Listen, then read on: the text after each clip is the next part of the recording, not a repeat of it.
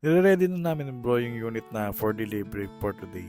Medyo malayo pa kasi yung papuntahan nito, papunta pa ng San Andres. Kaya nilinis muna namin at tinesting bago ibalot. Dalawang unit nga pala ito. Ito yung mga Gen Z build tsaka yung classic build natin. Kaya tara, samahan niya ako sa day 96 ng daily vlog ko. At sa mga interested naman at gustong mag-avail ng mga itong klaseng arcade machine, marami pa tayong unahan dito. Meron pa tayong Tekken, Mario at Marvel Design. Anytime pwede nyo i-pick up pagka gusto nyo talagang bilhin. Available yung tatlong yun. At ito, binabalot na namin isa-isa yung mga unit kasi papunta na si Lalamove para i-pick up mamaya.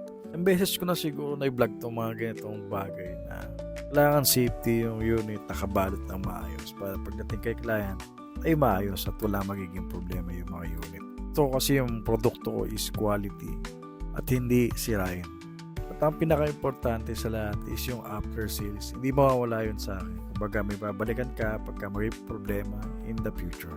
Last itong Gen Z build na order natin is tinetesting ko na lang, dino-double check para mamaya ibabalot ko na. Medyo maselan din kasi ito lalo na pagka-computer. Marami siyang configuration at software na ini-install. Dating naman sa design mga kabilog, common na itong kinukuha sa akin itong Marvel Design, Tekken, tsaka Mario. Ito na kasi yung malakas sa akin sa mga arcade build ko eh. Ito na rin yung nire-recommend ko, tsaka ino-onhan at stock ko. Kaya madalas nakukuha itong ganitong design. Kaya kung napapansin nyo sa mga post ko sa page kung puro ganito yung design, kasi yung mga onhan at nakukuha ka agad. Ito nyo naman ang customize talaga is made to order yung gagawin natin. Gagawa ko kayo ng pre-layout kung ano gusto nyo image na ilagay, ilalagay natin. At itong 43-inch na arcade machine, sold na rin to. Waiting na lang to for pickup. Anytime, pwede na nilang daanan to. Hinihintay ko na lang yung confirmation kung kailan nila kukunin to. Medyo malayo din yung pagdideliveran nito. Papunta pa to ng Tagaytay. Kaya binalot na namin para hindi na rin maaliabukan. Maya dumating na rin si Lalamove. Sakto lang na natapos namin balutin yung mga unit. Sa mga nagtatanong naman kung safe ba siyang ipadala sa mga Lalamove, actually 100% safe naman siya. Wala pa naman akong na-delivera na pagdating is nasira yung unit, nabasag yung TV or hindi gumana. Kasi ganito yung pagkasalangsan ko. Kung hindi man ganyan, yung naka-slant, kasi yan, pagka ganyan naka-slant, hindi na talaga maaalog yan. Lalo na pagka malalayo yung biyahe. At dahil wala na akong Marvel Design na sold na, nagprint na naman ako ng bago para sa next stock natin ng build. At pagka may kumuha, meron na kagad tayong may build.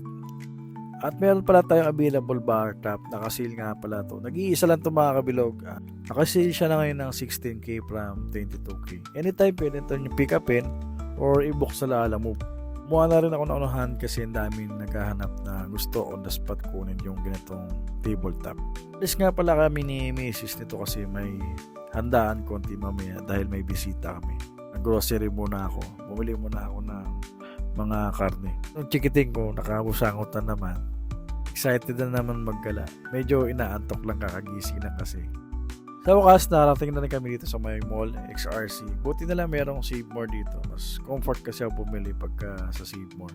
Kabisado ko na kasi yung mga dapat kong bilhin, tsaka dapat kong pupuntahan. Napakaraming beef dito, so kailangan ko kasi mag-take ng protein intake like itong natural lang. So sa beef, pwede rin sa salmon or any kind of meat na mataas sa protein. After namin mag-grocery, trinate ko muna itong chikiting ko sa Dunkin Donuts. Favorite niya kasi itong strawberry. Tapos nun ay umuwi na rin kami. Pagdating ko dito sa mini warehouse, nabutan ko si Airpat na nagbubuting tingnan naman yun sa bago niyang laruan. Ito yung sa e-bike yung lagayan ng mga gamit. I-restore niya yan. Siyempre, di naman natin nabili ng brand new yun. Hilig lang talaga si AirPods na magbuting-ting, lalo na pag nakita niya mga ganyan na may sira, inaayos na niya. At pagkatapos nga nun, pumunta na rin ako sa gym. Another workout, another heavy mode tayo ngayong araw na to. Wag sana kayo magsawa kakapanood tong workout videos ko. Alam ko pa ulit-ulit, pero hindi ako nagsasawang gawin to. Ay lilipas din lahat ng mga bagay na ginagawa natin. Mahirap lang sa una talaga, pero pag nasanay ka na, hindi mo na namamalayan na may disiplina ka na pala sa sarili mo.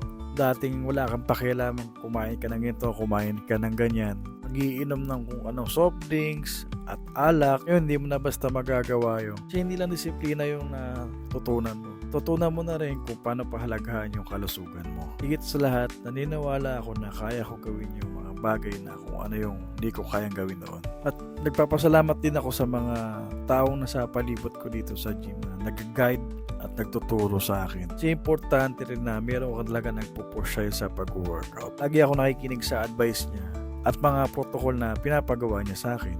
After nga ng gym, nagkayaan nga pala ng konting inuman kasama ko si Coach Leo. Dahil yung mga ganitong bagay is madalang lang mangyari. Hindi natin masasabi kung mauulit pa yung ganitong salo-salo at konting inuman sama yung mga kaibigan natin. Nagkaroon pa sila ng rap session dito. Pinagkataan kami ni Mon dito ng rap style niya. Sama-sama dito, sama-sama din ang higwa, tigra, as di ko tingin nila bibigte ko. 3 rapper nga ang kumakanta nitong kantang to. Pinagkataan din tayo ni Coach Leo. Itong bata-mataloy na ngayon nakatira sa Antipolo, sumasaklo, sa mga hita, pwede ka rin pwede rin trita, sigla kasama na parokya, parang mulagaan. Lupit na mga kaibigan ko mag-rap. Sa muli mga kabilog, kung na-inspired ka sa mga content at video na ginagawa ko, baka pwedeng papollow naman ang page ko at YouTube channel ko para maging updated ka rin sa mga videos na ilalabas ko.